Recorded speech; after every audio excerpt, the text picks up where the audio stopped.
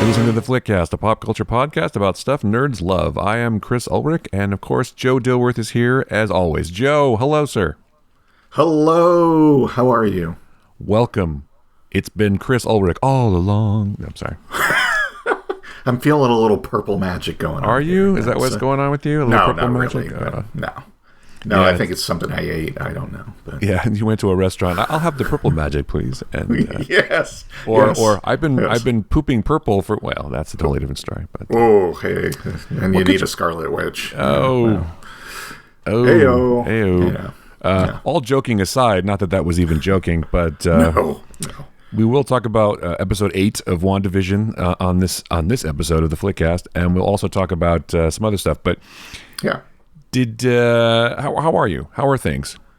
I'm good. I'm doing well. I don't know what else to say to that. Things are good. I mean, you know, we're in year 4 of lockdown and being isolated. 4 but I'm years feeling good. later. It's kind of a weird thing because, I mean, we're coming up on, well, at least I know that I'm coming up on, you know, a year of being working remote and being essentially isolated at home. About a year, yeah, for us too. Yeah, so it's kind of an odd place. It's been, you know, no lie, it's been a roller coaster, but it's kind of now feeling like, you know, we figured out how to do things. We figured out and manage things. It's kind of, I hate to use the term the new normal, but it is kind of feeling that way. And it is. Well, you have no choice. You know, this has to be. Yeah, So exactly. it's not like you chose this. You didn't choose the thug life or the whatever life. It chose me. The quarantine life. It chose you. I mean, I guess you could not choose it. You could go out there and do stuff, which some people do. Well, there are people that do. Yeah, unfortunately. So, but yeah. But yeah, no, doing good. I mean, it's you know, I don't know what to say other than that, but you know, in a good place. Got hobbies going on, doing the podcasting, working. Nice. Yeah, it's all good. It's all good. How about you? We're doing fine. We everything's back to, you know, normal here in Texas too, in Austin. People have got water and power. Most people, I think, have water. We don't have to boil water anymore. You guys had a little bit more weirdness than we did. We had a bit of weather. Sure. Yeah, it was weird, but it didn't touch us as much as it did some other people, and I'm glad that it seems to be getting better and people are coming out of it. But yeah, it was pretty terrible on top of everything else, you know. Right. That's kind of the thing. I think. Yeah, I mean, other than, you know, the ever-present pandemic and isolation and you know, remote stuff, I guess I would answer, you know, how you're doing with, well, it's been a period of time where nothing else on top of that has happened, and not everybody can say that. So I guess it's kind of like, as long as there isn't anything else going on, like it's pretty manageable, like a natural and things disaster are okay. of you know, a once in a lifetime winter storm. Right, or something. Right. So it's kind of this underlying thing that makes anything else that would probably normally be not quite so bad. It kind of, I mean, I've said this all along, it just kind of heightens everything, right? Yeah. And puts more focus on things, and maybe things that would be like, well, yeah, that's not so bad to deal with. It just makes it that much worse. Well, and people are getting vaccinated now, and stuff like that. So it's, maybe we're turning a corner. Maybe by Christmas we'll be able to go out and see the Dune movie in the theaters. Who knows? Or Spider-Man. What's it called now? Still Home? Staying Home? Oh, they have a title now. No Way Home. No Way Home. Source. Homeboy. I don't know. Whatever. Home Slice. I don't know. No Way Home. I think it is. Yeah. Is what it's called. Well, which is interesting because maybe that's some sort of multiverse acknowledgement. And we'll get to that too. I'm sure we'll talk about Spider-Man. We're going to talk about Falcon and Winter Soldier when it starts. Jeez. Soldier. See, I want to say Falcon and the Snowman. I should have said Falcon and the Snowman because then that would be easier to say. We'll talk about that when it starts too, obviously. But still, we're wrapping up WandaVision with episode 8. This was a big episode. And spoilers, if you haven't watched it, why are you even listening to this show? But you should go watch it and come back. But now we're going to go forward and discuss WandaVision episode 8. So, Joe, Yes. What did Wanda see in the Infinity Stone, do you think? Well, so I'm curious about that because... I'm going right for the big question. Well, I got to rewatch that scene plus other scenes in this episode more because it seemed like... I guess I'm confused because I thought the Infinity Stone that was in Loki's staff was blue, but then it turned yellow, and later when she was reconstructing Vision, her kind of red hex magic turned yellow to create him. So, so does... Well, let's put it this way. I see, especially after this episode, I see a way for Vision to come back. I'll just say that. Yeah, for him to survive. Yeah, or be reincarnated. Yeah. Sure. Yes. It seemed like, and you're absolutely right, it's a weird thing because in the Tesseract, it's blue, it's the Power Stone or whatever, right? But then when it goes into Vision, it's yellow. Yes. And so when she sees and she saw it as yellow. Right. But it seemed like, and I'm just going to go out on a limb here, that this episode did kind of, I think, in my mind at least, sort of wreck a few of the theories that I had going, but not necessarily, because I feel like, and I've seen the episode twice at least now, I feel like what she saw in there was her. It kind of looked like her. So whether it's a vision, whether it's the future that she's seeing, because you're going to become the Scarlet Witch, and here's a vision of the future, or a vision, see what I did there? Or it's you're seeing into a multiverse, and in one section of the multiverse, it's another Wanda. So it doesn't necessarily destroy my multiple Wandas theory. True. It doesn't necessarily support it, but it definitely doesn't seem to be supporting a Mephisto theory anymore, because it did not look like Mephisto. In the although it could still be Senior Scratchy, the rabbit's still got to be somebody. The rabbit's eating a bird, and rabbits don't eat birds, which was weird. Yeah. But something's still going on with that guy, and he's still gonna something's gonna happen. Whether that's Evan Peters as the rabbit, or whether it's Agatha's son. But we did get a lot of Agatha backstory in this episode, which I enjoyed, and we did get a lot of Wanda backstory. And you know, and I'm not the person who necessarily mentioned this. I got this from another video, but it was nice to see, or maybe I saw it on Twitter. Anyway, it doesn't matter. It was nice to see the reason why Wanda and Vision got together, because you never kind of get that in the movie. They're just together. They wanted time, you know. But why? Yeah. Why was she attracted to him, or why did they get together? Because he had that really nice moment about, you know, loss and love and all that. That was a great scene. That was one of the... Sometimes Marvel just comes and goes, hey, you know what? We could be poignant, and they actually do a really good job. Yes. So that scene was like, oh, well, of course she's going to fall in love with him. Now, whether, you know, it was because she was just vulnerable or not, I mean, that's a different story, but... Sure. That worked, and now you know why they got together. It was a good bonding moment and a natural kind of beginning of a relationship. And they bonded over, you know, her love of sitcoms, which I loved how they tied that into her youth. And so it made sense why she would create this world, you know, based on this perfect world that she saw on the TV and loved as a kid. And loved probably her whole life, obviously, because she was still watching it when she was in the Avengers compound. So. Well, it was an idealized version of the life that she never had, right? Yeah. And I did like them throwing in that she always kind of had powers, and they probably would have... not powers, but she kind of tapped into magic, and it would have gone away if Strucker hadn't, you know, introduced her to the Infinity Stone. So... well, that's interesting. So she was always a witch and always had magic, but then she had the potential to be. Right, but then the Infinity Stone gave her chaos magic, or it just enhanced her magical powers. But then where did her chaos magic come from? Because that's what Egg like, that's chaos magic, honey. You're the Scarlet Witch, which I thought was great. And by the way, kudos to her, too, for just being a really great actress, and she dove right into it. It was pretty great. totally digging it. It was really good. Well, I think kind of the allusion to what you know at the beginning with Agatha's backstory is she knew magic and she was practicing magic, but whatever happened when they tried to extract it from her or kill her, whatever it was they were trying to do.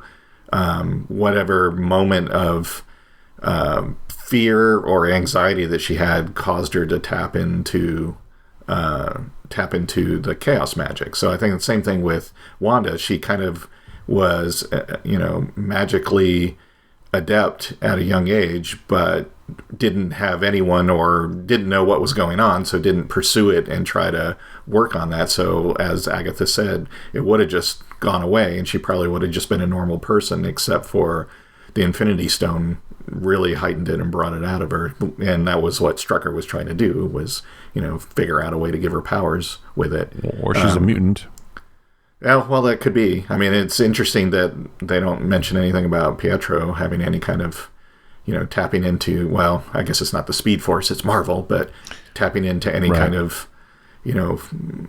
speed or anything like that as a youth. So, but it still doesn't mean that he could. Well, it's not really his story at this point. It's, either. They can't do another flashback of Pietro because Pietro's dead. And as Agatha pointed out, his body's on another continent full of holes, which I thought was interesting. So, Yes. So that means that Pietro in this multiverse version is dead for sure, which is why it was Evan Peters. So why did they never explain why she brought Evan Peters in? But maybe that was just a stunt. But the other question, there's so many things that happened in this episode, and we could probably spend hours talking about it. But there's a couple of interesting points. Yes, did Wanda have powers all along, and were they just latent? And did the Infinity Stone bring them out? Which means maybe she has the Mutant X gene, which the Infinity Stone brought the powers out. Who did she see in the stone? Was that a vision of the future, or was it just a multiverse vision of or was it her going back in time to do something? I mean, who knows? Right. But then I don't get the impression that Agatha has chaos magic. I get the impression that she just has magic, and then chaos magic came from someplace else. So, but it's interesting how Agatha saw this whole thing happening and went to investigate.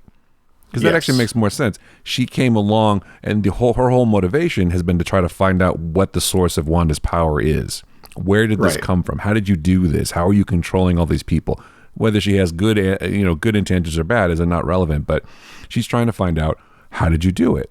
And that's where all of her characters that she's created, like Pietro, whatever, 2.0, it's like, how did you do this? How did you do this? So she's trying to find out where the chaos magic comes from or whatever. And so that was cool because she doesn't have it. I think she wants it for herself, maybe.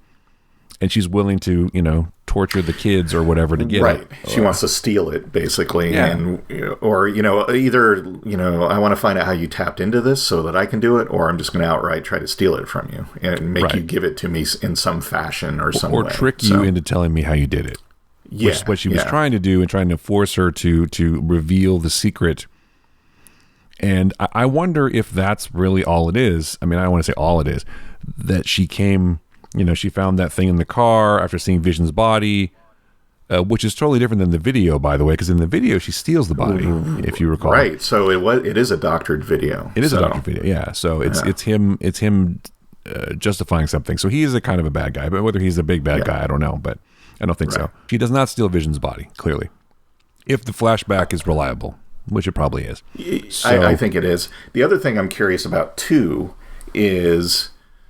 and maybe it was just story convenience, but the letter on the seat of the car pointing her to Westview and the house and all that, when she looked at it, there was like a moment of like, what's that? And then, okay, then I'm going to go to this place. So was the letter a plant to get her there for some reason, or...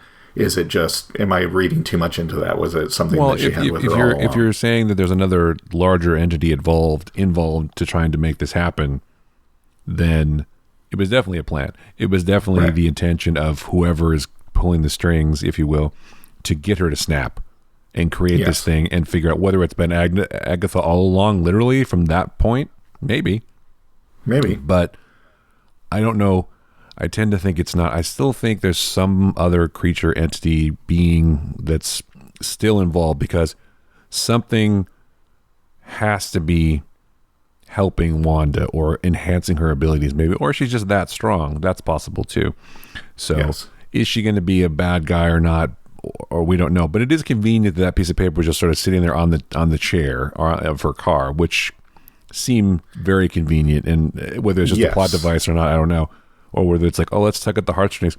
This is where we're going to live.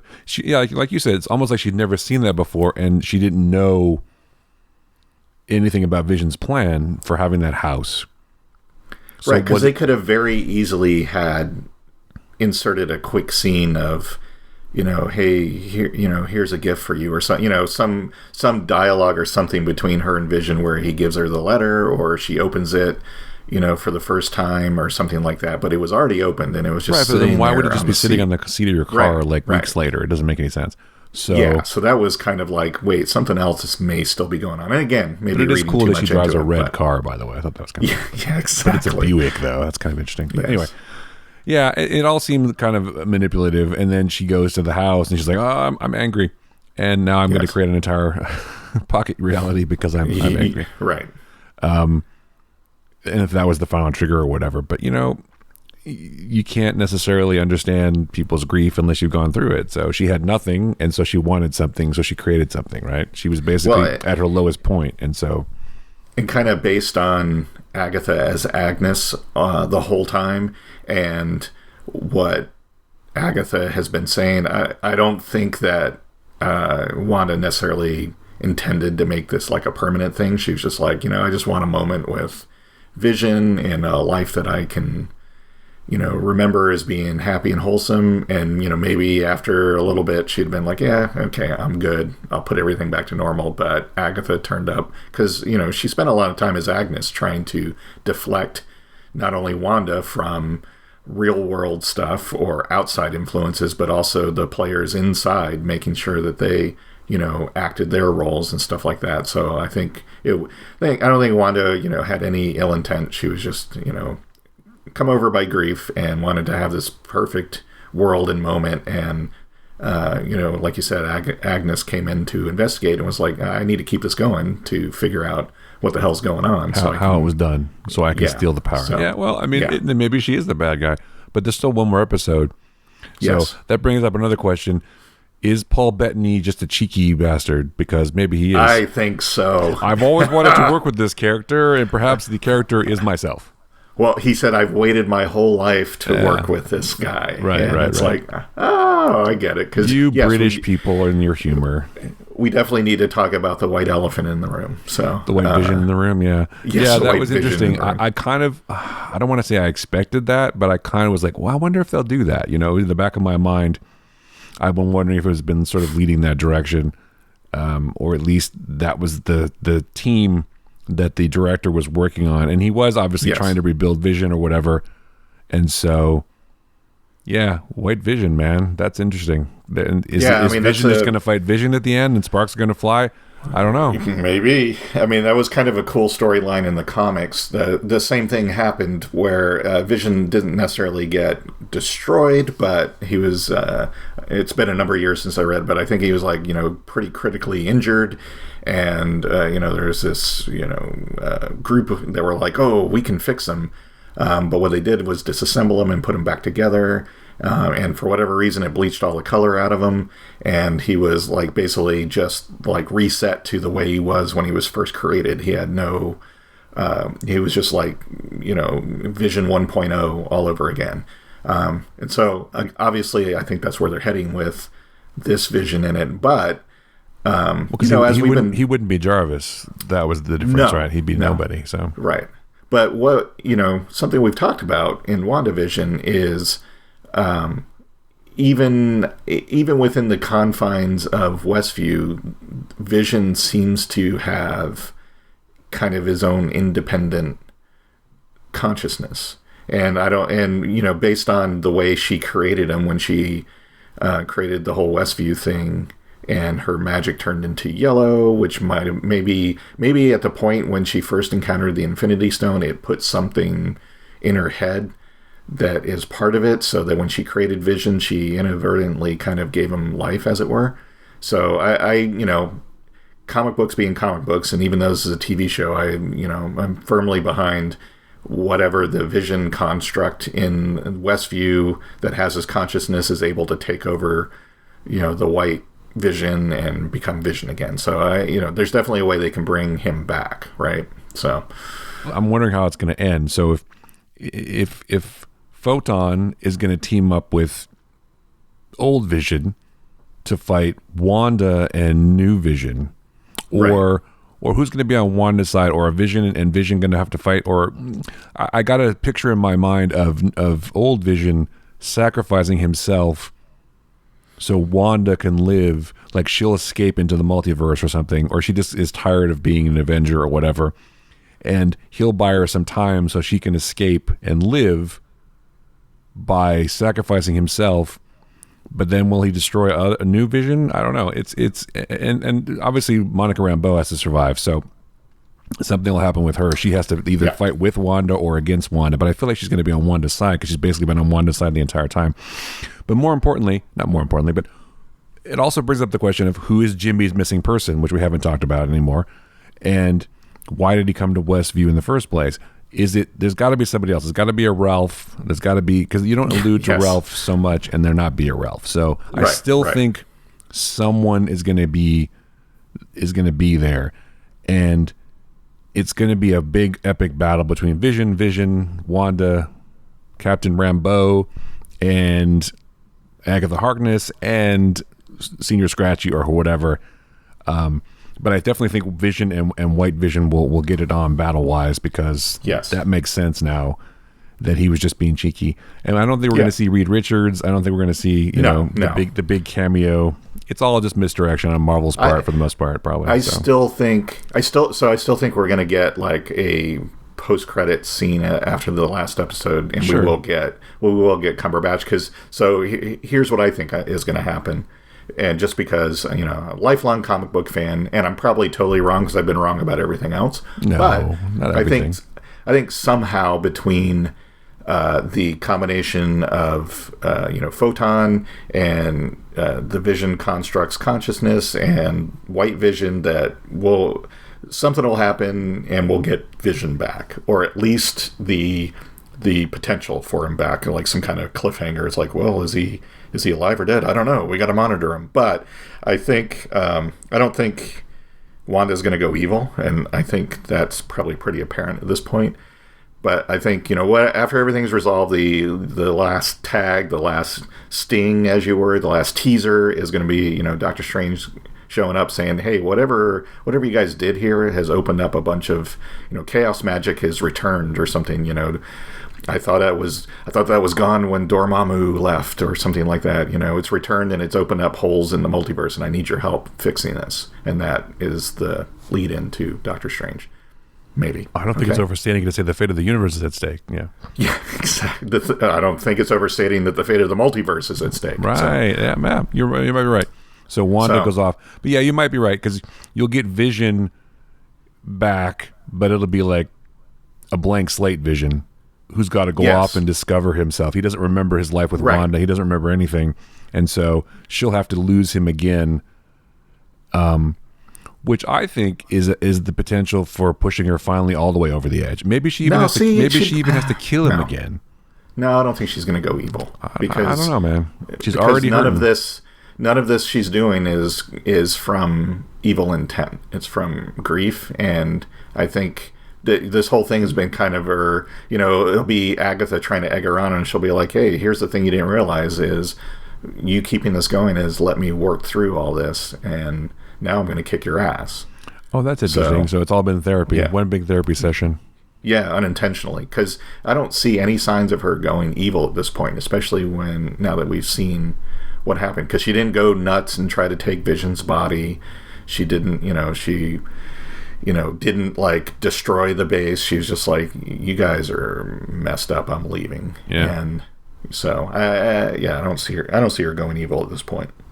I think that was maybe the tease, but no. It was also have to have conflict of some kind, so it's a misdirect about whether she's really. It's a red herring, if you want to call it that, right? Or a MacGuffin.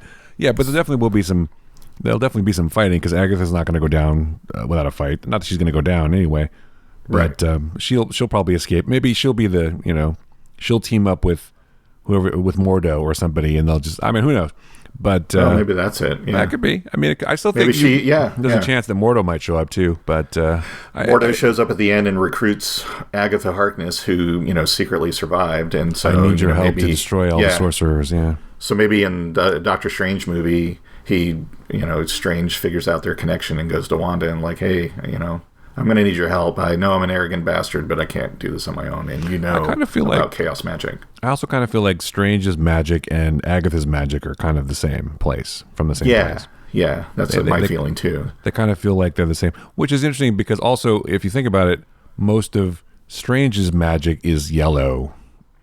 That's true. I mean, I don't want to say it like that, but he makes all the sigils, all the cantrips or whatever, the graphic things in the air, and his little sparky thing, that's all yellow to go through. Sparky thing, yes. So that's all. So I don't know if that's something, or maybe Wanda's original magic is yellow, but the chaos magic is red because she's the Scarlet Witch.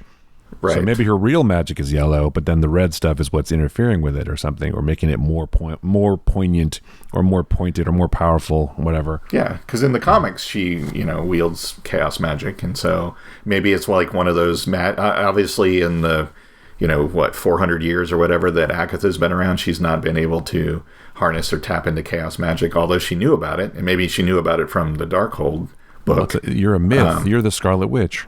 Right. So maybe it's this thing that, obviously is ancient, and now that Wanda's tapped into it, Strange is like, hey, the chaos magic's unleashed a bunch of stuff. Maybe it gave you kids and has brought Vision back. So see, but now there's a problem. It's punched holes in the multiverse and causing all these things to come through. And then, my best frenemy is paired up with the witch who attacked you, so I need your help. You need to come take care of this with me. That's an interesting theory.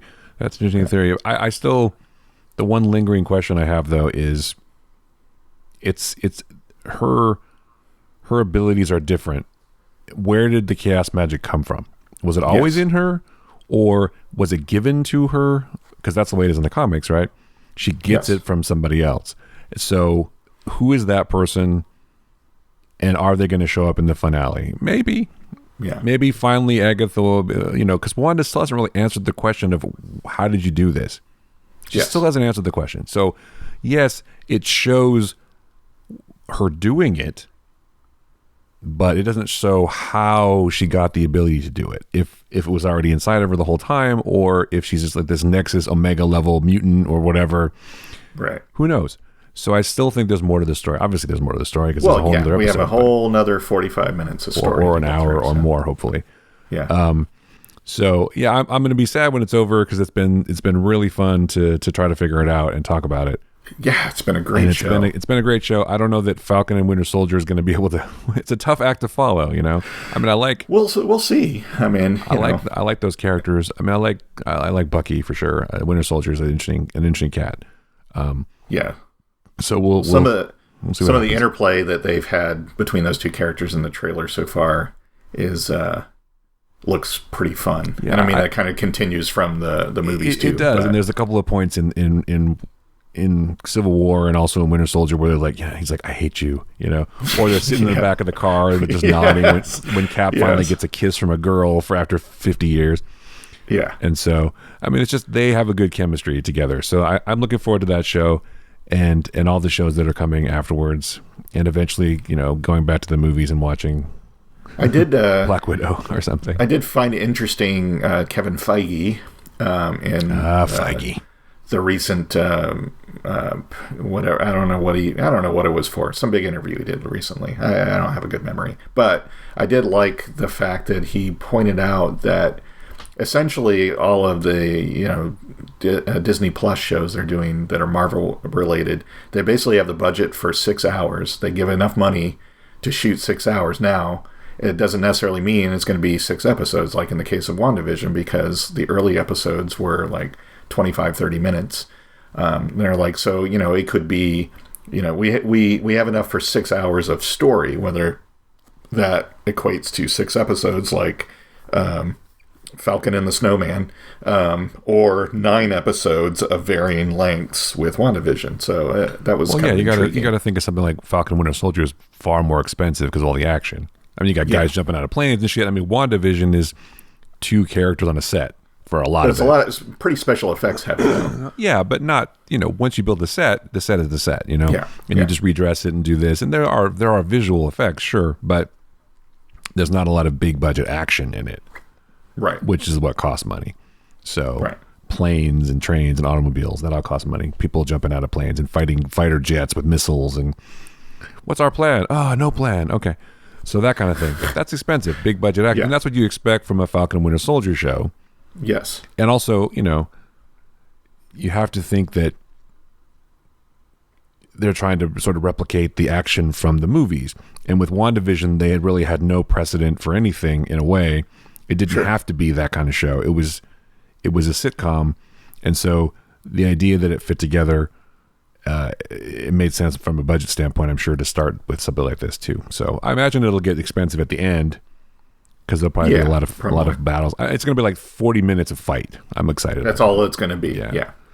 So well, and he did mention too, because somebody asked, well, is there going to be multiple seasons of WandaVision and these other shows? And he said, we're working on, we look at the story first. He goes, obviously there was a story we wanted to tell with WandaVision.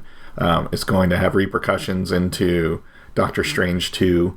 And I believe this is the kind of the way the MCU has operated. It's like, if there's a good story, then sure, we'll do a second season. And he goes, there's other shows that we're doing that we're kind of thinking multiple seasons, 2 or 3 seasons, but it sounds like a lot of it is to service the movies, not that if you don't watch WandaVision that you'll be lost when you see Doctor Strange 2, but you'll get more out of it, and there'll be more you'll get a deeper understanding of what's happening. But obviously they can't make a giant movie where the only thing you can understand is if you see the TV show. It's not gonna, it has to be accessible to them. It has to be accessible to the masses, to as many people as possible. So I like that. I like that idea. I think that'll be good. It's also kind of disingenuous in a way if you think about it, because Feige knows that, from a business standpoint, you lock in these people for more than one season. So it's they know if they want to do a show, they know they're going to do more than one season, and that they have a story for more than one season if they ever consider it at all. It's not like they're not going to just make it up afterwards and go, well, let's see how this goes and see if we can do another season. Of course, they have more ideas. They always have more ideas. Sure. Yeah. Whether they need to have more ideas, I don't know. Yeah, but exactly. Will this end? I think this will end with everyone still alive. Yes. Vision will be back in some form, maybe rebooted completely, where he has to go off and find himself. Wanda will lose Vision yet again because he won't remember her, but he'll still be alive. So there'll be some potential. But then they'll go off on their own. Like you said, I think Wanda will go off with Strange, and Agatha will go off with Mordo or whatever, and she'll appear in the next Doctor Strange movie. Or she'll end up dead. I don't know. Maybe she'll end up dead. Maybe not, but who knows? Maybe they do a series with Darcy and Jimmy Woo, and Vision is in that. That would be cool. Oh, so Darcy and Jimmy are assigned to sort of be Vision's babysitters. Well, Darcy and Vision did have that nice rapport in the van. Yeah, and it's she'll kind of keep an eye on him. That's interesting. Yeah, they're kind of like, hey, we'll watch after him, and it just so happens that they start on their own, kind of like, Jimmy's like, hey, I got some reports of some strange happenings in this other town. Do you want to go check it out with me? And she's like, yeah, let me, come on, Vision, because there was a very good chemistry between Darcy and Vision. That's in the funny. short They'll be like a scenes in the little truck. Scooby gang. They'll go off in their van and try to solve crimes. Yeah, interesting. And that will possible. She's like, hey, maybe, investigating these things will help you reconnect with, your humanity or something. Well, there's got to be something if they're going to do that where Vision, he'll have to go back where he came from and figure out what it means to be human, right? Because that's the thing. Yeah. So he'll go retrace the steps. Maybe he'll get into Tony Stark's past, or he'll get into where Jarvis came from. I mean, Jarvis was a computer program, but he'll just try to discover humanity by traveling among the people, like Kane in Kung Fu, right? Yeah, exactly. He'll solving crimes, walk the land, walk the earth, basically. Yeah, you know what? I would totally see that. He'll go on a vision quest, if you will. Oh, come on. And I know, yes, there you go. And I know that Marvel is smart enough that they are like, hey, listen, Darcy and Jimmy Woo have really struck a chord with audiences. We got to do, they're thinking we got to do something more with them. This can't be the last time we see those two, right? So we haven't seen them in like 2 episodes almost now. So I know, it's like, what the hell? We didn't even see, Monica and that. So you got to wrap up you got to wrap up that story. You got to wrap up Eliza. Fiectro or whatever. What does she call him? Fiectro. Yeah. So anyway, WandaVision episode 9. On Friday, so that'll be exciting. We'll talk about it next week. So, I wanted to mention that I know I mentioned Titans before. We're talking about DC and Marvel Comics. I finally finished both seasons that are available on HBO Max. Yes. I really enjoyed where it went, and I'm looking forward to the 3rd season. And again, I was like, oh man, for a second, I was sad about what happens at the end of season 2, but then about Wonder Girl, but then I realized, it's comics, so. Yeah, she'll be fine. She's not gone. She'll be fine. They're taking her back to Themyscira, and she'll get reincarnated or whatever. I really liked because Raven's going to go along too. Oh yeah, I know a lot of people were not pleased, and I've seen a lot of derision online. But I thought it was great who they had playing Bruce Wayne and Batman, and kind of the older Batman who's like, I kind of want to be done with this kind of thing. I don't know. No, I love him. I love Ian Guy. I mean, he's I thought he was great. Well, I mean, I was a big fan from Game of Thrones. I thought he was one of the most interesting characters from Game of Thrones. But I totally believed him as the world-weary Bruce Wayne, like, I have no more fucks Bruce Wayne, which I think was funny. And he didn't really have to prove anything to be Batman, because Batman, has the gadgets, and he has the suit, and he has the exoskeleton, whatever. He doesn't have to be a superhero when he's Bruce Wayne. He's just a dude. Right. And he still, and there were some scenes where he fought Dick, and it's just so funny to say Dick all the time. I don't know why. That makes me laugh, because I'm a 12-year-old boy at heart, I guess. Exactly. The cast is like, wow, we got to find Dick, and they're like, oh, come on, seriously. It's like, we got to see the outtakes from that show, because every time they say it, they're like, well, that people are just cracking up about that. They have to be, right? Or am I just stupid? I don't know. That's possible. They've got to be, because maybe it's just me. I'd be the one that would be on the crew and get fired because I couldn't stop laughing. I would. If you're one of the cast members and you're like, I cannot stop laughing every time I say Dick. They're like, well, we're recasting Chris with someone else. What's wrong with Dick? Is he okay? Your dick is not good. Okay, anyway. Yeah, see, exactly. I wouldn't be able to make it through. I mean, they make a point of calling him Dick during the entire show. Yes. And it was also and sometimes ironically. I mean, not... Way to go, Dick. They do it in the context that we say. And they, I could get through those scenes, but when they were like, it's a good genuinely like an actor. Oh my God, is Dick okay? I'd be like on the floor, and they're like, he's better than okay. He's oh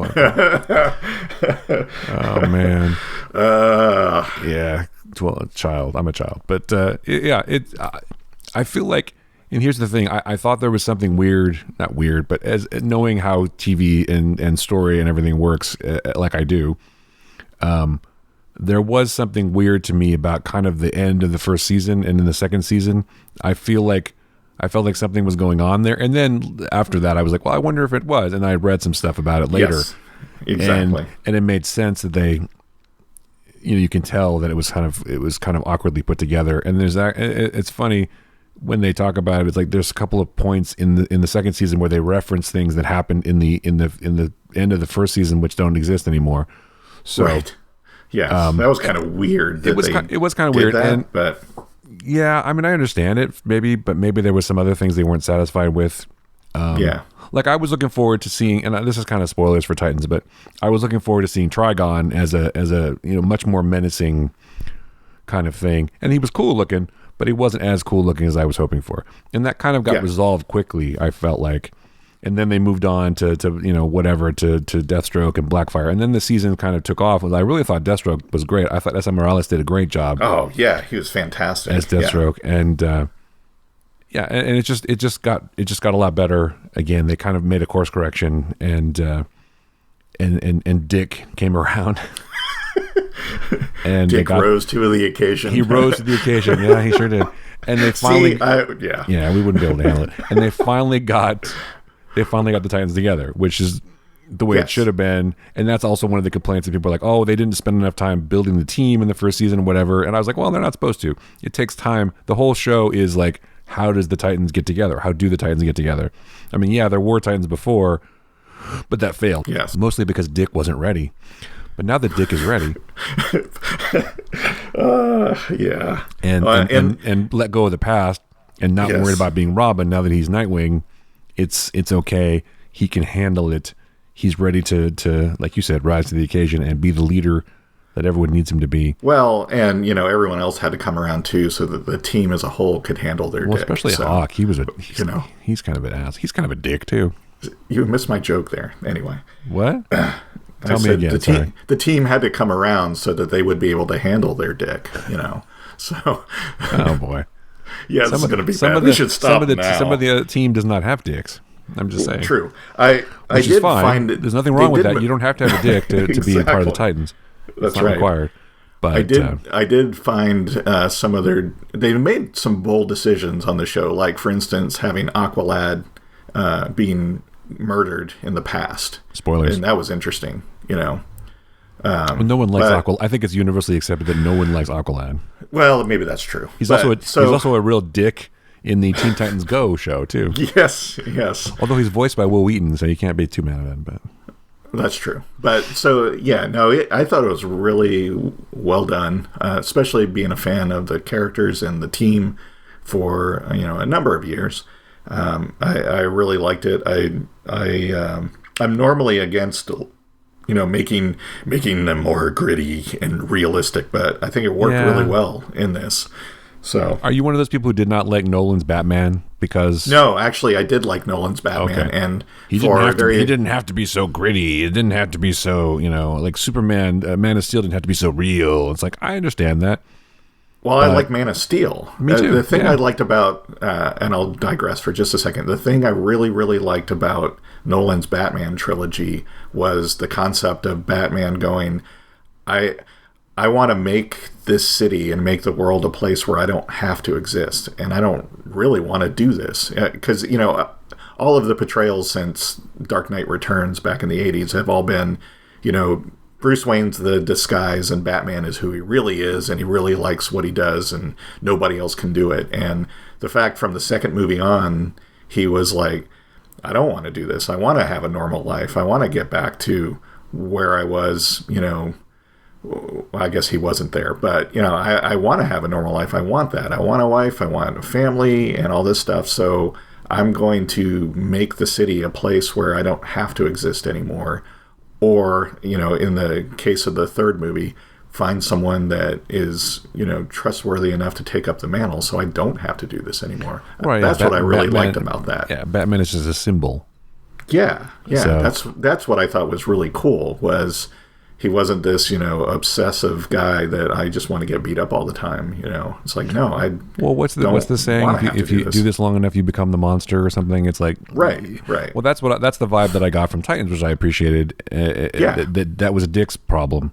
That he did not want to be the monster. He didn't want to be a monster Dick, and so yeah, it's not going to go well. He that's why he gave up. That's why he quit, and he eventually realized a way to reconcile it by just sort of changing it up and accepting the fact that, you know, he wasn't going to turn out like that, because he always thought that Bruce was like that, but Bruce didn't turn out to be like that either. And that's, again, I like one of the reasons I like the fact that it was the older Bruce Wayne, the sort of world weary guy. I don't want to do this either. But you're right. That was a nice thing about Nolan's Batman, is that Batman's like, I'm a symbol.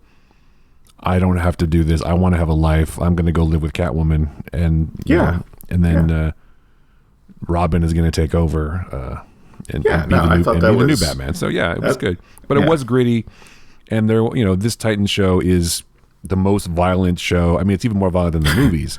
And they kill people. They kill people, and they drop a lot of F-bombs. I mean, and people are all upset about him, about Dick saying, "Well, fuck Batman," which it made sense for the character, and I don't know. Well, it's a good way to start the show that, listen, this is going to be different than what you're used to. Well, it's going to be about a story about Dick rising as opposed to The Dark Knight. See, I was trying not to, but Good Lord. Okay. I'm sorry. So we should talk about something else so we can stop, obsessing over Dick. If you haven't, no one wants that. If you haven't had a chance to watch Titans, it's on HBO Max. It was on DC Universe, which I guess doesn't exist anymore because it got sucked into HBO Max. It's all about the comic books now. So. Yeah, and then the third season is filming now, apparently. Yeah. And so then it's going to drop towards the end of the year, I hear. And are you going to watch Doom Patrol next? I don't know. I found it sort of strange that when the Doom Patrol was in the show, it was like some different people playing the same parts. And apparently Doom Patrol was supposed to show up again, or they did show up again in the season 1 finale of Titans, but then that got cut out. And so... Yeah, I don't know. It's really its own show. I mean, it's weird because it's mostly the same cast, but it has no connection to Titans. Well, but it's really good. Is the same Beast Boy in it, and I noticed that Cyborg is in it too. Does Cyborg show up and stay with Doom Patrol? Cyborg is a main character. Beast Boy does not show up. I don't even know if he's mentioned in the show. But Cyborg is a main character. But I'll tell you this, because I want you to experience it as it is. If you enjoyed the oddity and weirdness of WandaVision, you'll like Doom Patrol. I did watch the first few episodes. I do like Timothy Dalton. Although I think it was kind of a bummer that the other guy got cut out got recast, because I thought he was pretty good as Chief. Yeah, well, Timothy Dalton is pretty good. Really good. Yeah. So I wonder why they did that. I wonder why they changed it. Maybe he wasn't available, because that guy's pretty famous. I can't remember. He is. Yeah, he's famous. He's a famous Mexican acting family. But I can't. Maybe he just didn't want to commit to a series or something. I don't know. Yeah, or they wanted to. I mean, I hate to say this, because all their sort of names were behind masks. Like Brendan Fraser is just doing a voice, and Matt Bomer is just doing a voice. Yeah. So it's like we need somebody, relatively well known. So how about this guy? I mean, who knows what goes on behind the scenes? You're right. It could be a scheduling thing. It could have been a lot of things. I thought he did a good job as the character. It definitely was a different take on the character, but I think Timothy Dalton's awesome. Yeah. So, and of course, the show is great. Alan Tudyk is in it. I noticed too. So. I like his character in the first season, because it's like nice little fourth wall breaking stuff going on. A lot of meta stuff going on. Meta. And also a multiverse or a whole universe inside a donkey is kind of funny. But yeah, I did see that episode. I think I watched, I want to say 3 or 4 or 5 episodes maybe, or more. That's like most of the first season. I think there are 13 episodes. I guess it didn't. I don't know why. It just didn't hook me. And maybe I'll revisit it. And that happens sometimes. Like some shit happens, when you're watching something and you get more interested. Oh, look, something shiny over here, and you go watch something else. Right.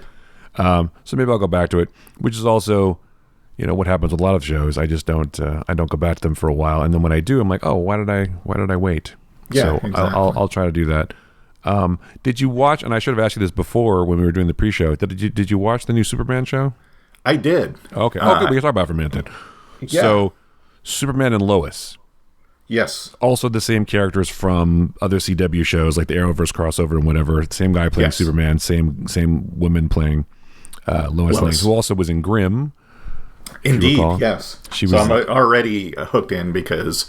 I have a special affection for Grimm, and we do in our family, because it was shot in Portland and it existed in Portland. So, did you know that she's actually in real life married to the guy that she played the?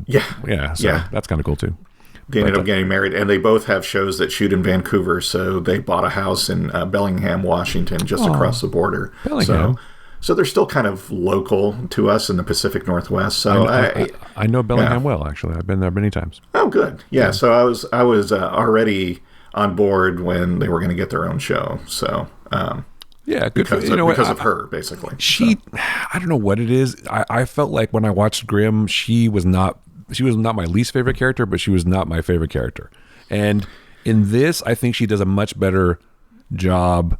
I totally buy her as Lois Lane, and at first I was like, oh, she's doing Margot Kidder, but she's not doing Margot Kidder exactly. No, she does kind of make it. I mean, it's only the pilot. I've only seen the first episode, obviously, but she and Tyler have a really good as Superman. Tyler Hoechlin, they have a really good dynamic, I think, and they make it work. And he's great as Superman, I think, and as Clark, I think he does a really good job, sort of embodying the ideals of Superman, and the fact that he's like a stumbling, like ineffective dad, which is a great sort of twist to the Superman idea.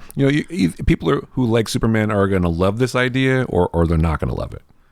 Right, and they have turned the character in the comics into a dad now as well. They only have one kid as opposed to twins. But no, I thought it was a really, really good pilot. I mean, it was like it was really strong place. I mean, obviously they've played the characters in other shows, but still, the whole setup and everything, it felt natural. It was very cinematic. Just whoever is the cinematographer for it obviously went for a movie look to it. But no, I really liked it. There was a lot of little nods. I especially liked the little nod at the beginning to the cover of Action Comics #1 and him being in the old style original Superman suit. Yes, absolutely. So no, I'm totally on board. And I'll say one of the things that stood out to me is the kids they have playing their kids are really good actors. And I think you kind of needed that to play against Superman and Lois Lane, right? But the one kid who's playing sort of the jock kid is more, I thought, was less interesting than the kid who was troubled. Yes. I thought he did a lot with what he had, and he's gonna turn out to be one of the breakouts of the show. Like the whole scene at the fire pit and everything where he's trying to kiss the girl, and it's like you felt the awkwardness. He's like, "What are you doing?"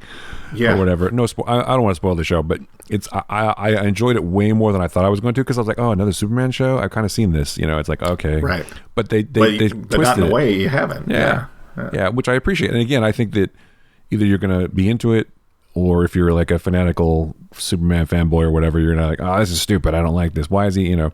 But I think the great thing about Superman, and also one of the bad things about Superman, is that he can't really be hurt, right? He's invulnerable in most respects. So how do you humanize him? How do you humanize an alien who is indestructible?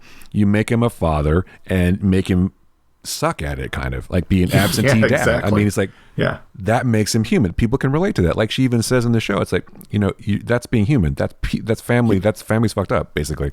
Right. And you screwed up as a dad, but now you have a chance to make up for it. Now you can tell them why you were gone all the time. And Superman as an absentee father, I think, is a great conceit. I think it's a great idea, and I'm totally into it. I love it, actually. I love the idea. Cool. I think it's what do you do? How do you reinvent the character and make it interesting and relevant for today? And that's how you do it, or it's one way anyway. So good job, everybody.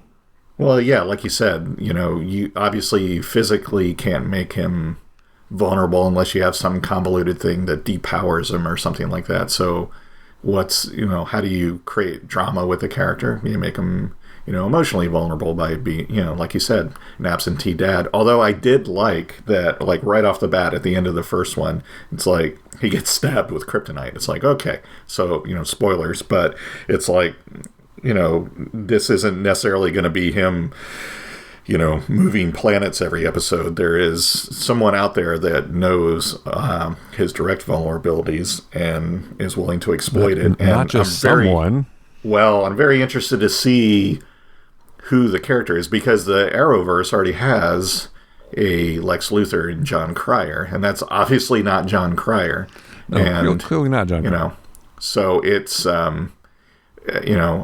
they obviously seem to be also dealing with the after effects of Crisis on Infinite Earths. Right, it's got to be a multiverse. It's always the multiverse, right? So it's because that character said, my world was destroyed, and somehow I found myself here. So exactly. So it's not going to be John Cryer, or will it be later? Maybe he'll show up. Who knows? Well, Supergirl is ending this year, so maybe they'll say, hey, or maybe Cryer's like, when Supergirl's done, I'm kind of done playing this role, but. There's still the potential for him to show up. Cryer needs the money or anything. He's just going to do it for fun, Right. So, but there's still the potential, obviously, that he could show up later or even this season. Who knows? But he's got the 2.5 million fuck you money. Right. Exactly. The money they didn't pay Sheen. Here you go. They had to give Ashton Kutcher some money, I'm sure. But that's probably true. I'm sure John Cryer is going to be fine. But. Yeah, I would like to see. I wuld mind seeing him show up. But yeah, if they're making the case that this is a character that knows everything there is to know about Superman, and obviously they say, spoilers, yes, General Luthor. So it's like, yes, it's like, that's interesting. It's obviously a different Lex Luthor from a different universe or different world, and where he becomes some sort of Kryptonian hero or villain or becomes president or whatever. So. And I like the fact of, mainly because I like the actor, but I like the fact of Lois's dad being around, and knowing that, Clark is Superman, and they don't seem like hugely friendly, but they get along. I mean, in the comics, there is all kinds of animosity between Lois's dad and Superman and Clark. But...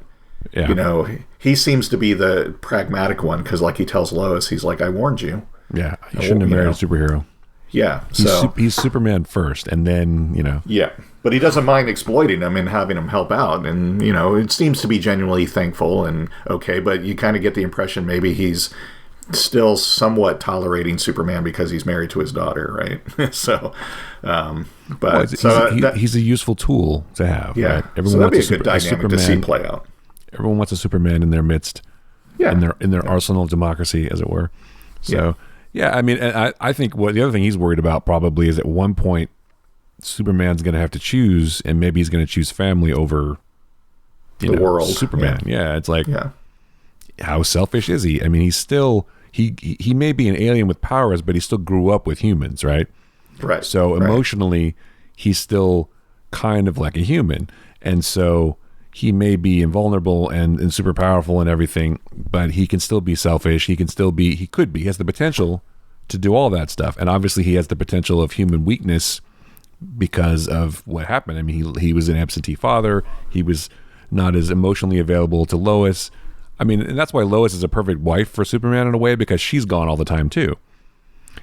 She's exactly. Kind of selfish in a way and self-absorbed. Yes. So my real question is, while Superman is off saving the world and Lois is off reporting and being the world's most famous journalist, who was raising the kids? Was it Martha? Yes. I mean, I don't know.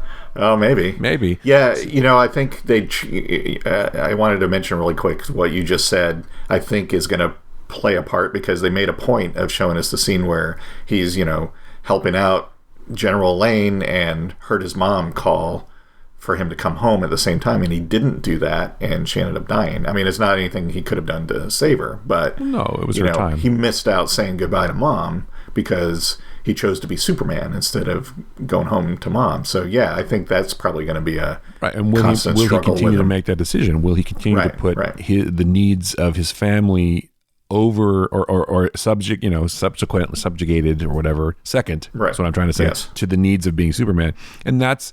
Again, how do you humanize this invulnerable Ubermensch or whatever? You give him human vulnerabilities. You give him a family. You give him, this kind of other conflict where he has to decide, and he has to. Yes. He's not just some idealistic thing or idealized thing, superhero, god, whatever. He's got all these faults, and he's dealing with the same shit that you and I are, and so he's relatable. How do you make him relatable? He's an imperfect dad. Yes. Yeah, he's an imperfect dad. He's an imperfect person, and he has human weakness and human frailty, even though he's not human.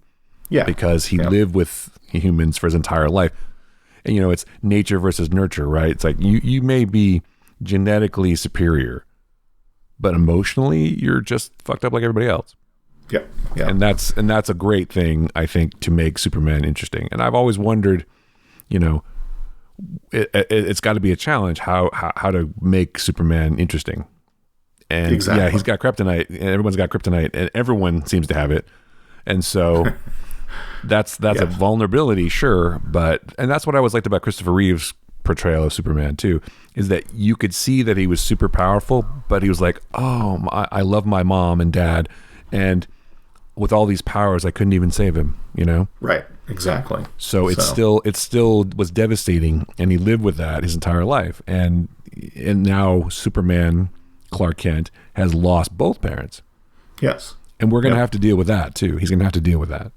Absolutely. And obviously there'll be a lot of potential for his parents to show up in flashbacks now that they're living on the farm. Sure.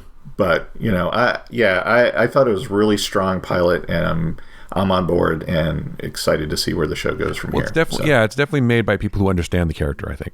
And it's definitely made by people who actually care about the character. It's one of the better pilots I've seen in a long time, because pilots are never perfect. But this is a really, and granted, they developed this sort of relationship already in the Arrowverse with other shows and in the crossover Crisis of Infinite Earth and everything, and they had the chance to get these actors into character and whatever.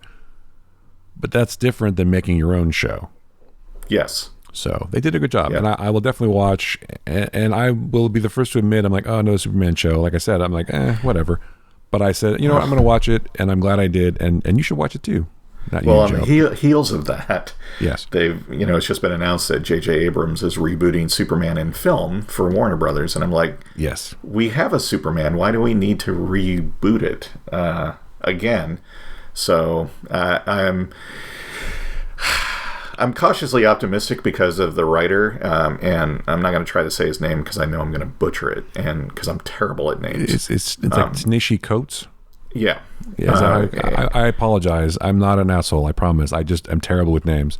Yes. I might be an asshole too. I might be a dick, but it's nothing against him. He seems like Richard. No. It is.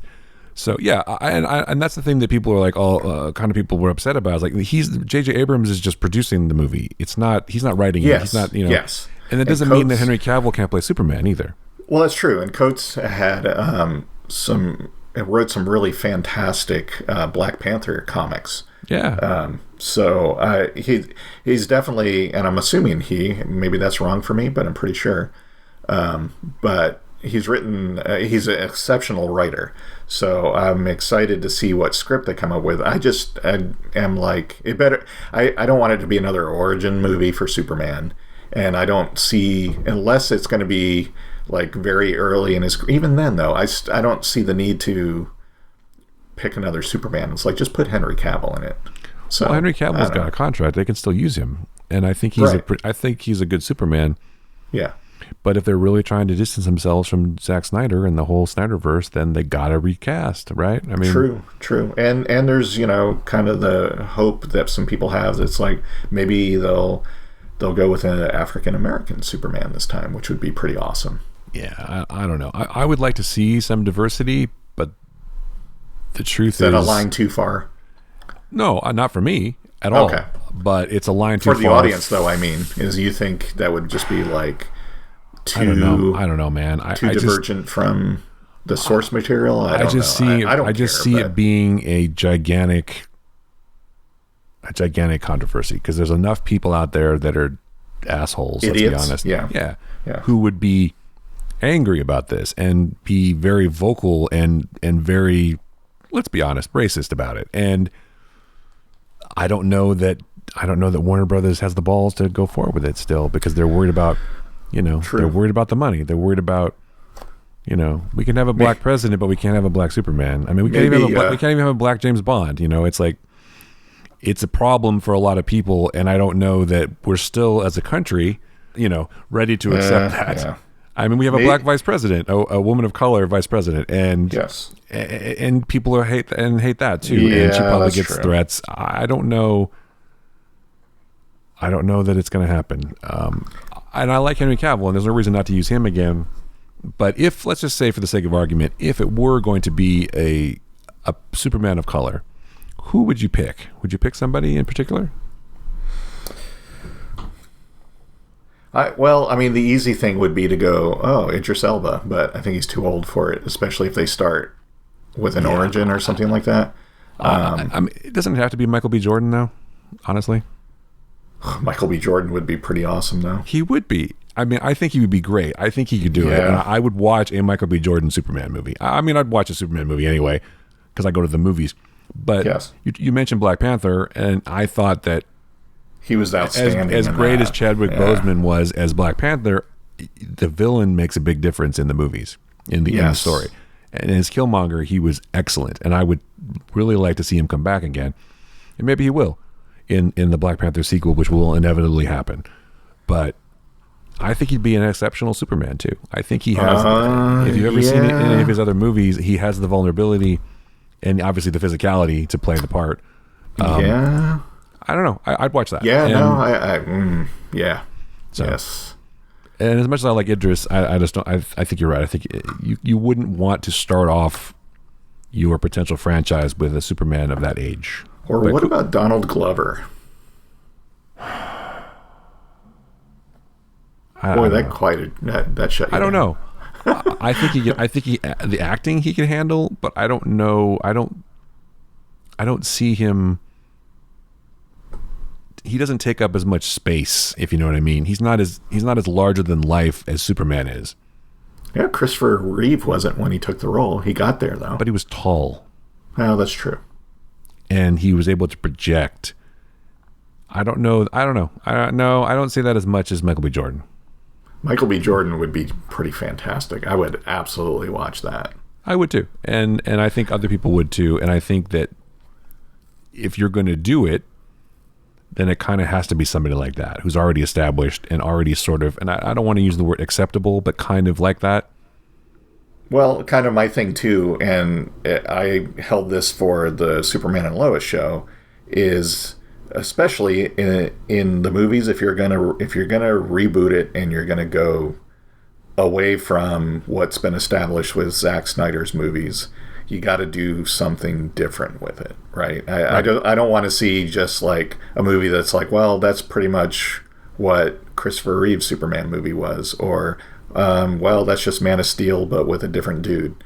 It's like, no, you got to do something different with it. I think that's kind of almost seems to be the direction they have to go at this point. Well, that's a good idea, but it's much different than a TV show than a movie. In a movie, you can't necessarily do as much deviation. You have to give the fans around the world kind of what they're expecting. Yeah. You can't reinvent the wheel in a theatrical kind of situation because there's a lot more money involved. But you can in a TV show like WandaVision. It would never be a movie. It would never happen. But with Superman and Lois, you can have Superman be this vulnerable, and you can have some elements of that in a movie, but at the end of the day, he's got to put on the suit and kick ass and be the hero, right? True, I mean, he has to, and there's no way around it. I mean, he has to be accessible to the largest amount of people in the world, and particularly China. So, if you don't want to get too far away or do something too different, maybe this could be finally the time that Nicolas Cage gets to shine as Superman. There you go. I love it. And not speak the entire movie, just like he does in Willy's Wonderland. There you go. I haven't watched that yet. I know I said I was going to. It's okay. I'm sorry, but it's on my list. I have it. Some people who I really respect, some like critics that I respect, fucking hated that movie. They said this is the worst piece of shit, and it's like insulting to the audience. And what is Nicolas Cage doing? He's basically saying "fuck you" to the audience. Yeah, I was surprised a little bit because I didn't get that impression at all. I thought it was just like a sort of an interesting way for him to go. He's like, I always am this manic dude in every movie, so I'm going to play it differently this time. Yeah. So I don't know. I guess I'm not paid to analyze it as much. I mean, we do this show, but it's not like I'm a critic for the New York Times or something. So it doesn't. You don't have to make headlines and have. I'm not saying people to your story. That this person was trying to make headlines either. He's not that kind of guy. But I was a little surprised that he hated it so much. But whatever, it's fine. I get surprised like that every once in a while where I see something and I'm like, wow, this was like really brilliant. And then, like you said, some of the major critics are like, this is terrible. And I'm like, first of all, I'm like, how come they didn't see what I saw? And then I'm like, did I really see what I think I did? And usually those things I'll watch again and I'm like, yeah, it's even more brilliant the second time I've seen it. So maybe, I don't know, everybody has bad days. Maybe he had a bad day or something. Well, that's the thing about art, right? We've always talked about art is subjective. You're going to like something and not everybody's going to like it. And that's what I think people forget, especially fanboys online, forget that, yes, you might not like something, but someone else might like it. But you coming on and telling them what to like and what not to like is not criticism. It's being an asshole. So don't do that. But and not everything, like just in the case of Star Trek or even Superman, not everything that is done with that character, whether it's TV or movie, is necessarily aimed at me, right? So it's okay to say, you know what, I checked out the new Star Trek show. It's not really for me. But to rant for, hours and hours on YouTube and comment on everybody's thing that they like it, saying this isn't real Star Trek and blah, blah, blah, that's like insane. That's just stupid. It's like, it's not your cup of tea. It wasn't aimed at you. Even if it was aimed at you, but everyone's not going to like everything. But the idea that, and we've talked about this a lot, I know. You don't have to shit on everything that everybody likes. If somebody likes it, that's fine. If you don't like it, that's fine too. Everyone can like different stuff. Just go on with your life, man. Seriously. Yeah, there's plenty, with 500 hours of... Go on with your life. Or 500 different TV shows over, everything that's going on in all these movies and iterations. Just DC alone is a good example, because then they're going to have a new Supergirl played by someone else in the Flash movie. So there's always a version of something that will probably work out for you. Go read the Superman comics. I'm sure you can find something in there, a story that appeals to you. So just because you love a franchise or a character doesn't mean that everything that is done with that has to be something you like. It doesn't. It's that's kind of an impossible task by the people that are creating it. So it's okay to say I don't like something and move on. Yeah, eventually you're going to get a new Star Wars set of films where someone else plays Luke Skywalker and Han Solo and Princess Leia. It's going to happen. And so, will I watch that?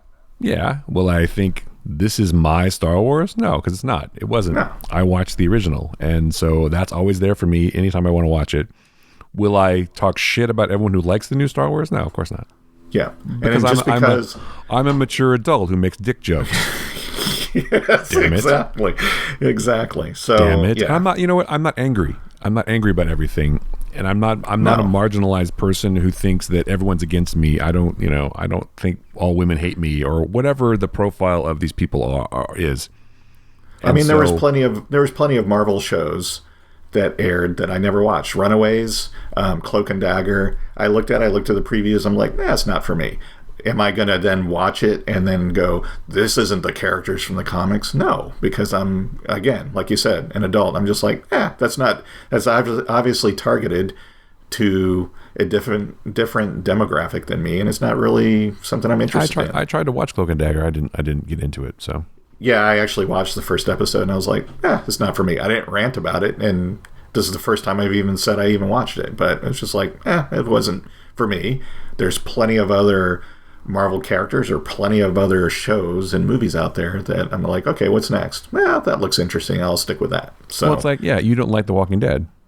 Right. I did it first, and then I was like, I did it first too, and that kind of lost me. And now I don't watch it anymore. And and I don't care. Will I go back and watch it eventually? Probably.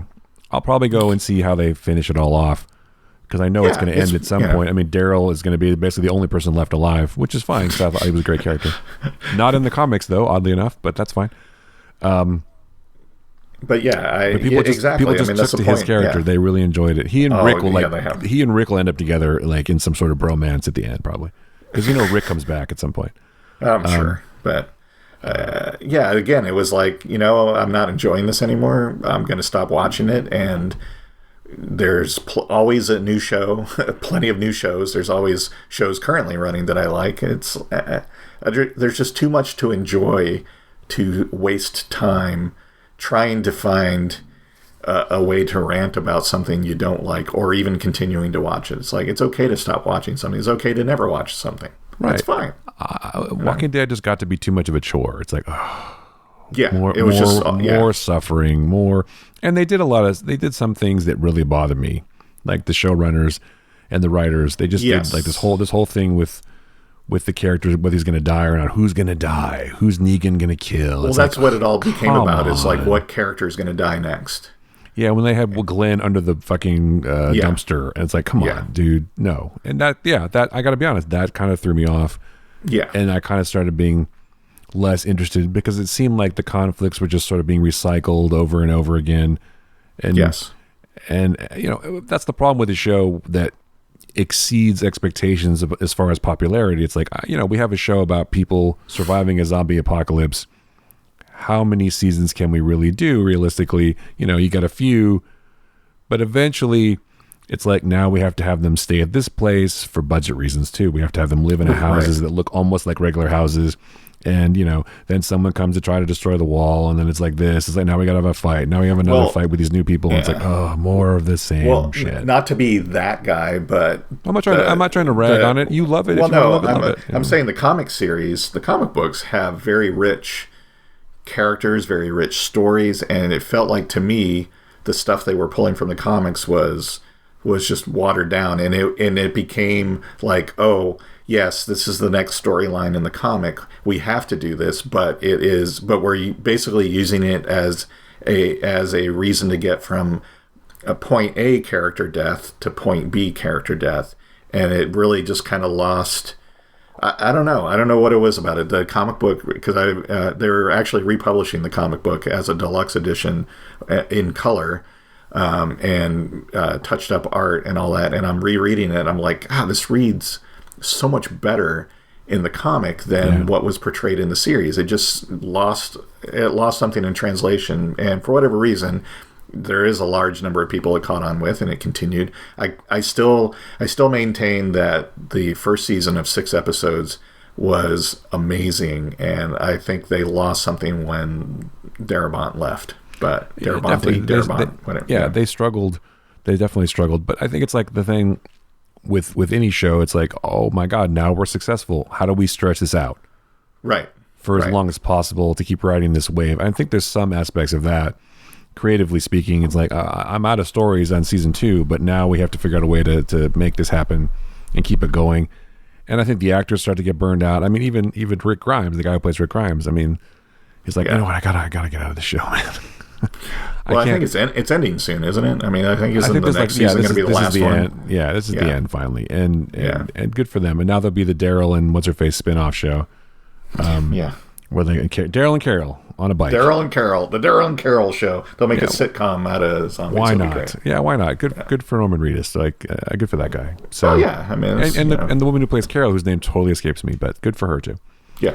Because she was basically, But, again, I mean, that's the most I've talked about the show since I stopped watching it. It's right there. And I was only thinking about it because I saw something about how it's going to be over and pretty soon, but also because, as we talk about Zack Snyder occasionally, and I just want to quickly mention the new Zack Snyder movie, Army of the Dead, which I was thinking about the other day. The trailer came out. I'm going to watch that. We posted it on our website, the trailer. It's got Dave Bautista in it, so of course I'm going to watch it because Dave Bautista is awesome. But it looked good. You know what? It looked very Zack Snyder-y, and there's a lot of slow motion and action and things blowing up and zombies. And I did like that somebody online said, and in May, HBO Max is releasing the Zack Snyder cut of Army of the Dead. I thought that was exactly. funny. The 3-hour Army of the Dead. And I've always liked zombie things, which is why I like Walking Dead so much and the comics so much. I've always liked the sort of post-apocalyptic shows. It's interesting to me, and it's been enough time since I've watched anything like that where I'm interested now. Although being in the middle of a pandemic sort of makes it weirder, but it looks good, and it looks like he's kind of getting back to form. And there's some humorous bits, funny bits, and there's some action, obviously. Humorous, yeah. And it looks good. It looks interesting, and the fact that it's on Netflix means I don't have to go anywhere to see it, which is good. Again, it does something different with it. I mean, I'm primarily a huge fan of the George Romero Dead movies. Those are, like, to me, the baseline of zombie movies, and I've loved those. And I felt like over the years, most of what's come out has just been trying to tap into that. But then, you have like 28 Days Later? Yeah, those were great. Those did something different with it. This seems to be, Walking Dead to me just seemed to be like, well, what if it was, Night of the Living Dead, but more characters and they had to travel around. So I'm Walking Dead it's not about the zombies, as we talked about before. Yeah, Walking Dead is the people, right? And they're the Walking Dead. They're the Walking Dead. That's the premise. It's like what happens after so much relentless death. How do you maintain your humanity? And a lot of cases you don't. So the fact that this thing is just people running around shooting stuff and blowing up zombies, I'm totally down for that kind of thing. Yes. Escapist entertainment is something that's needed right now, and it'll probably do really well. Although Netflix doesn't release their numbers about anything. Right. But yeah, I don't hate Zack Snyder, and I'm gonna watch the Snyder Cut, and I like most of his movies, and I'm not a hater. So yeah, I'm a fan. And I sort of first became aware of him. He did a remake of what was it, Dawn of the Dead or Day of the Dead was his first kind of movie. So I think it was Dawn of the Dead. Yeah. Yeah. He's in the because it was in the mall, right? So that's Dawn of the Dead. Yeah. Exactly. So he was kind of like a Romero stan back then. Yeah. I just remember Ving Rhames being in that movie, I think, and it was good. It was really good, actually. Yeah. And it's hard to beat the original, which was also fantastic. But I think it was also fantastic because at the time, the effects were so kind of realistic, and you got like Tom Savini intestines everywhere, which is amazing. So it hit a different chord, and now you can do that easily with effects and everything. But but there was tension. It was those are good movies, and so if you like zombie horror genre stuff, sure. And so Zack Snyder was kind of returning to his roots. Exactly. With more of a modest budget, maybe. It's like, this is what I'm going to do next. But the story seems interesting, trying to do a heist during a zombie outbreak in Vegas. So anyway, I think it looks interesting. So anyway, we should probably be done. We probably should. We've rattled on about comics and stuff for find the Flickcast on the Flickcast website, on Stitcher, on Apple Podcasts, and other places where you find podcasts. You know where to go. You know where to find us. You probably already found the show if you're listening to it, so it's not that hard. And we have more stuff posting on the website now, flickcast.com. Joe and I are online. Joe is at What Joe Writes, and I am at Chris Yu. Yep. And we have a Patreon, as you know, and I didn't call it the Patreon at the beginning of the episode this time, even though I said I was going to do that every time now, which, of course, I didn't do. So anyway. That's all right. That's fine. Like it. Don't forget to like and subscribe and smash that. Wait, that's YouTube. Never mind. Smash that like button. Smash that like button and hit the bell so you get notified. We don't have a bell, so that's fine. We should have a bell. We should have a bell. Ding ding. We should have a cowbell. We should have more cowbell and fewer dick jokes. That should be the title of this episode. Fewer dick jokes. So all right. Well, that for Joe Dilworth, I'm Chris Lulworth. That was the Flickcast. Thanks for listening. Thank you, everybody.